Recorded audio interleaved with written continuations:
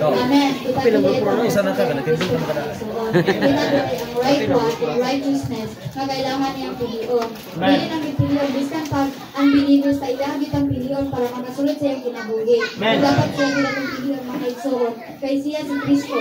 Ato arang naman na siya atong kinabuhi. Pero, aside anak, dapat kanun po nato yung pulong. Dili lang sa pulong, kundi mo ampo. Kung pagmilikid niya para makuha na to siya, o makuha na to siya, nga ato ang kinabuhi. Amen. Salamat po sa Ginoo nga.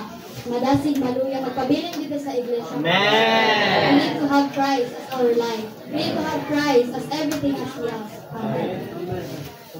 Amen. Amen, mga igsoon. God needs sa young people. Amen. Lagi doon sa itong mga young people na willing magpagamit niya. Sa kitang mga batanon, magpasurok para sa mga Speaking is the building of the church. Abang mic. Ang mic.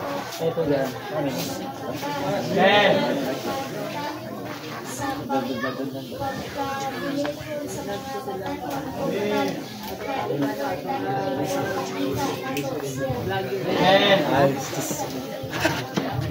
Amen.